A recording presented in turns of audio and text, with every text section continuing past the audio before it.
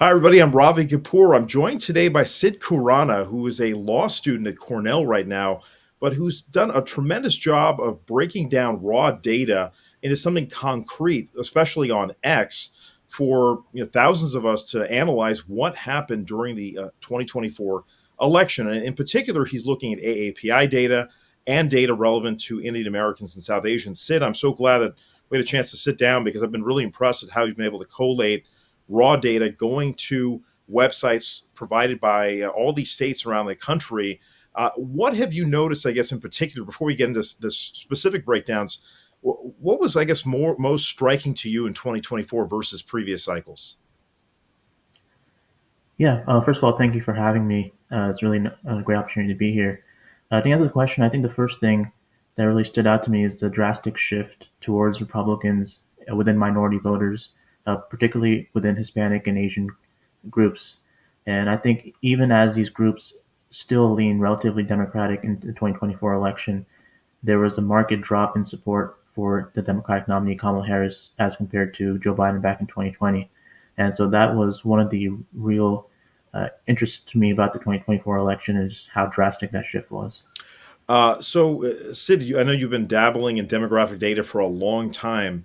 Why don't we pull up your presentation here? Because Sid's put together a whole breakdown of what he's discovered, and I think we did talk about this over the last few weeks since the election of how states like California, New Jersey, New York definitely moved to the right, and we're talking like double digits in some cases, 10 points. And of course, President Trump did not win those states, but certainly it sets things up if he does well in his now second term that's upcoming.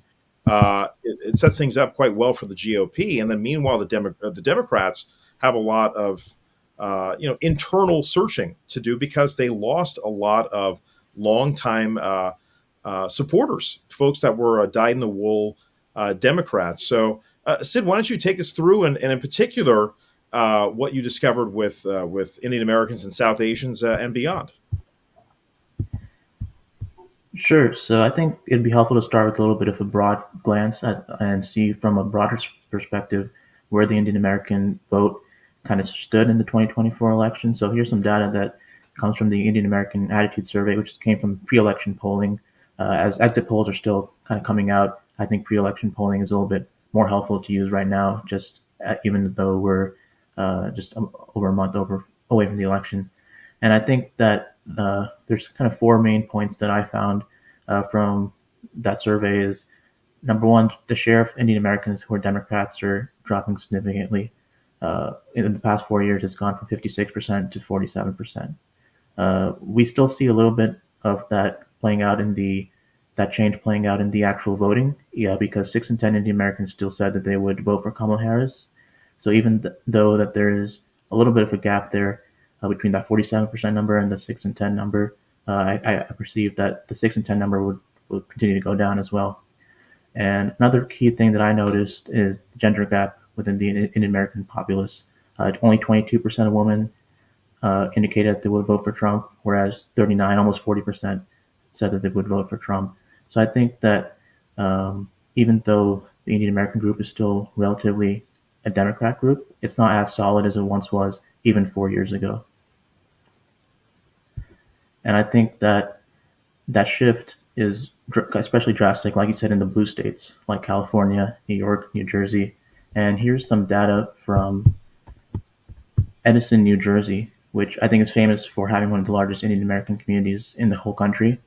And here's some data from the 78th voting district in Edison, which is 95% Asian, and that is mostly Indian and Gujarati. You can see that Joe Biden won that district by about 64 points in 2020, but Donald Trump actually won that district by 30 points in 2024. So that's a big shift in those 4 years, even as Edison overall continued to stay relatively in the Democratic column. And historically, for people, for context, back in 2016, Hillary Clinton had about 78% of Indian Americans voting for her, and then when Joe Biden, just before he stepped down to pursue the second term, his support level was roughly at 46% for Indian Americans. So that was like a 30% drop. And then Kamala Harris came in there, and of course, she was the first Indian American presidential, major party candidate nominee, and she brought certainly things back up. But we can see this delta here, which is, I think, the most stunning number that I've seen since the election. You see that 94.90, about 95% Yeah. swing. I mean, that is stunning. I mean, have you been able to cull what triggered that? I mean, we did see some man on the street interviews. Some people walked around Edison and they saw, Indians locked in step. So, seeing the data is not entirely surprising, but that wide shift is going from 2020 to 2024. Yeah, I think part of it is outreach. A lot of Indian American uh, have been particularly targeted by the Republican Party, especially in my home state of Texas, where I believe the state GOP chair is of Indian descent, and they've done programming and advertisement in Indian languages such as Telugu, Tamil, Hindi, and Gujarati. So I think that's part of the reason, and it's especially effective. And I think enclaves like Edison, where if you everyone around you is Indian, and I think they're a little bit more prone to be targeted by those ads and those outreach programs. No question. All right. Well, what was the next one you have? Yeah, and I think that the Edison shift, like you pointed out, was such a drastic shift. Compared to the rest of New Jersey, we didn't see as big of a shift. We did see a shift, as you can see in Plainsboro and West Windsor, which are some other towns with a large Indian population. They still remain strongly Democratic, but you can see that there's a drop in support for the Democratic nominee in 2024.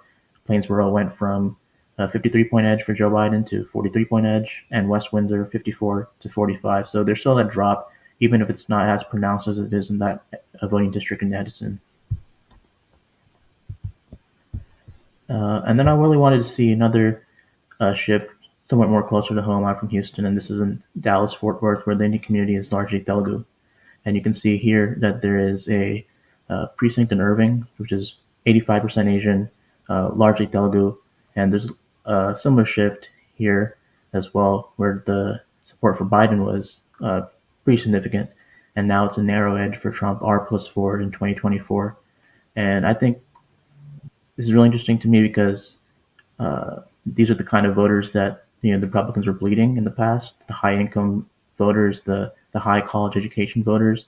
But this is a precinct with a median income of over 200,000, and 78% of the residents here are college educated. So you can see that there's a little bit of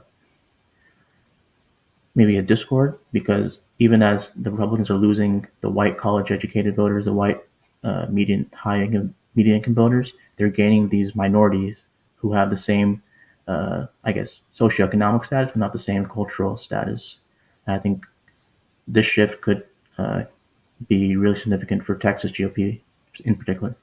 That's a good point. That there's been a real targeted outreach. We had a chance to go cover both parties' national conventions, and we did talk to the Texas GOP chair, and it's amazing to see the growth of the Indian community in Texas, and the fact that it does seem to lean more to the right versus Californian Indian Americans and Indian Americans in New Jersey and New York. But these little these little shifts, I think, can make a break a race. And I know a lot of Democrats were looking at Texas in particular to be a purple state. Does this inform you that maybe it's not necessarily going to happen as soon as the Democrats would like? Yeah, I think this was potentially a big wake up call for Texas Democrats. If you look at 2016, Hillary lost the state by about 9. In 2020, Joe Biden lost the state by about 5. But in 2024, that was back to a double digit margin for Donald Trump and the Republicans. And I think Democrats in Texas really believe that increased minority turnout and increased minority participation would really be what could help them win. But we see in places like Irving and other Indian communities in Texas that even as more Indians and more South Asian voters are beginning to turn out, it's not necessarily in the best interest of the Democratic Party in Texas. So I think that yeah, there's definitely the possibility that a Democratic victory in Texas could take much longer than anticipated, especially considering the not only the shift among Indian American voters in Texas, but other groups as well. Fascinating. I'm really glad to see a DFW Telugu breakdown. This is unique. What else? What else did you discover? Yeah, I think you just briefly mentioned California a few seconds ago, and obviously there's a big difference not only in cultural and ethnic background versus Texas, South Asians and California South Asians. You can see in California that we still see that shift. We still see the increase in Republican support, but from a much, I guess, higher ceiling for Democrats, because these are solid cities for Democrats, Fremont and Cupertino, which are about 30% Indian, and this is mostly those who are in the tech industry, Silicon Valley, things like that. So still very strongly Democratic areas, but there's still a drop for Kamala Harris. Just looking in the past 8 years, an 18-point shift towards Republicans in Fremont, and an 11-point shift towards Republicans in Cupertino. So there's still that shift, just not as drastic as some of the other areas that we've seen.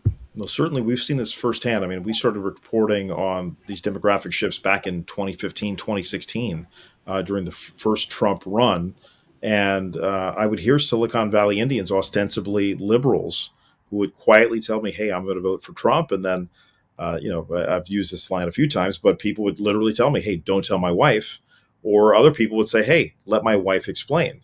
Because there was a kind of real hush hush about this shift, but it was certainly much more vocal in 2024. And I know when I went to Long Island to go cover Prime Minister Modi's visit, a lot of these folks came from around the country.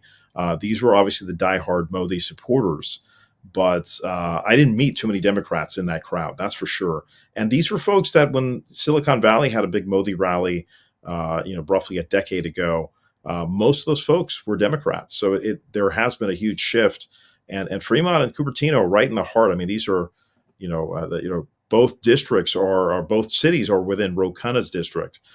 Very, very important constituency, and of course, Cupertino. That graphic there is the home of Apple. So it's a big shift, and of course, one of the stories that we covered, one of the big stories over the last couple of years, was this proposed law called SB 403, the caste discrimination law, which got vetoed by Governor Newsom, but it was passed by the California legislature. And there's no question. I mean, I did a panel discussion a few months ago with swing voters in 3 different states, and the lady from Wisconsin said, hey, they saw SB 403 in California, and they did not want that to happen in Wisconsin or anywhere else. And my inclination is a lot of these swing voters went to Trump. So this is a big stat here to go 20-point shift from Hillary Clinton in Fremont, and at least double digits in Cupertino. So the Democrats do not have as strong of a hold, but still obviously a very large margin to play with in Silicon Valley. Yeah, Let's see the next one. sure. So I think another interesting area to look at, especially when looking at the Indian American community, is some of the urban communities in New York City. I think for the most part, the conception of Indian Americans is one of, primarily concentrated in the suburbs. We don't really hear a lot about the Indian community inside like these large urban areas like New York City. And no matter, I guess, where you go, where I looked, that shift is still there. So here's a precinct in Queens in a neighborhood that's almost 50% Indian, so almost majority Asian, majority Indian, excuse me. And we still see that shift. Uh, D plus 29 in 2020, so Biden won the area by 29 points, and Kamala Harris was only able to win that area by 1 point. And I think that goes back to something we were talking about earlier, where the biggest drops for support for Democrats were in the safe blue states, New York, New Jersey, California. And I think part of that shift is really being driven by Indian American voters, especially in areas like these where they're just bleeding votes quite significantly to the Republican Party. That's an amazing stat too. I mean, 29 down to one, something certainly in what was always a rock solid blue area. That's a big thing. I think the Democratic Party should be looking at, and a huge victory for the Republican Party. That is pretty stunning. Urban New York City. That's a stat I had not seen, and that's an incredible data point. What else is next? Yeah. Moving on beyond the Indian American community, looking at other South Asian groups, for example, Pakistani-Americans, you can still see that shift. I mean, no matter what data I present, that shift is still going to be present. And this is in my hometown of Sugar Land, actually not too far from where I am right now. And this is largely Pakistani community, largely a Somali community, which is another offshoot of Islam. And you can see in some of the areas, rather around 20% Pakistani. Kamala Harris hung on to these areas in 2020. Joe Biden won these areas by about 20 to 30 points, whereas in 2024, Kamala only won these areas by 5 to 10%. And I think another significant data point from these communities in particular, the Pakistani communities in particular, is the support for Jill Stein and other third-party candidates. In these three precincts, 3125, 3145, and 3169, Jill Stein got between 5 to 10% of the vote, which is, I think, really significant number for a third-party candidate because we rarely see that in any election.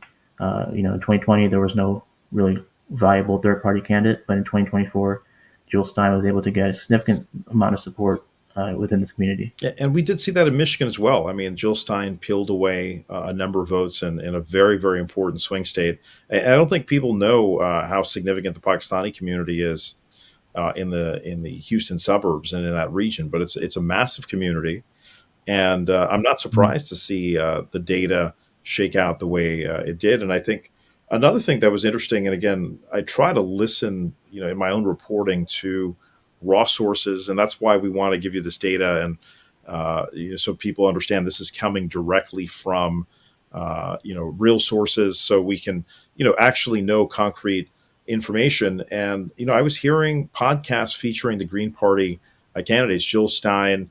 Her running mate is a black man who's Muslim, and he talked extensively of how they were going to peel away as a Green Party Muslim votes, and made it very clear that Muslim votes are unlikely to vote for Democrats moving forward. We'll see if that's the case. I mean, anyone can make a big proclamation, but some of the data does indicate that this third party group did pull away voters that ostensibly would have voted for Democrats in years past. And I think that the situation in the Middle East has continued to, force people to reevaluate, who they want to support. And I certainly think it does look like it made an impact in a number of states. What's the next slide? Yeah, I think another big South Asian group in the US is Bangladeshi-Americans, a large community in New York City, a large community in Queens especially. Neighborhood of Jackson Heights is a big hotspot. And historically, Bangladeshi-Americans has actually been one of the more democratic groups in pretty much all of America. I think 2012 exit polls found that only African Americans had higher support for Democratic Party and then Bangladeshi Americans. But you can still see there's a big drop off in support for Democratic nominees in uh, areas with large Bangladeshi populations. In 2016, this precinct here was D plus 83. So Hillary pretty much wiped the floor with Donald Trump in 2016. In 2024, he had really increased his support, and Kamala only won the area by 31 points. So I think that this shift among historically very Democratic constituency is another big wake up call, especially for New York City Democrats, because these are the kind of voters they should be winning in numbers that are similar to the 2016 numbers for Hillary. But the fact that they're only winning it by 31 points is a big shift, and one that could potentially impact the status of New York as a safe blue state. Again, another data point I have not seen yet: 50 points from 2016. That is unbelievable.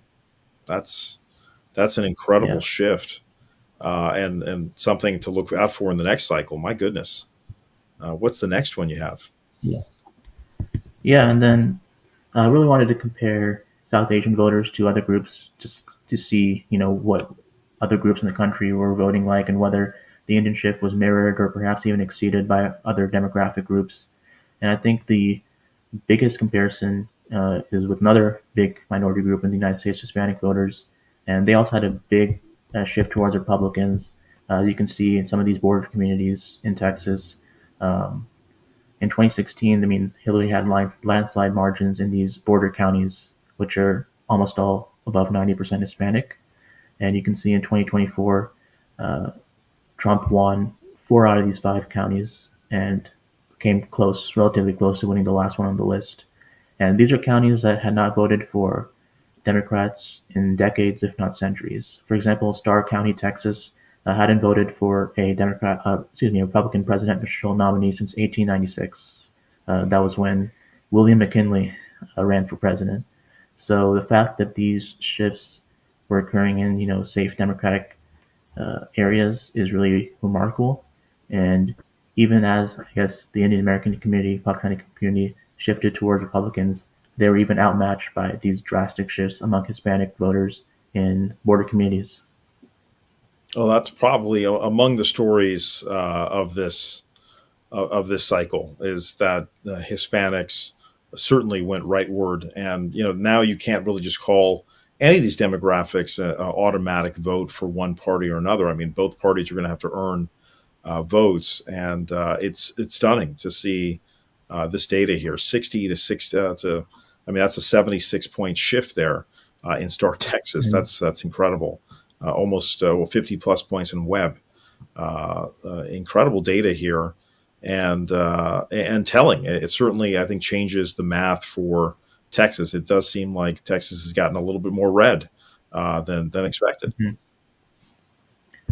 Yeah, and just looking at other Hispanic communities as well, which are far away from the border, not as Mexican as the border communities, more Dominican, more Puerto Rican, more Central American. You still see that shift.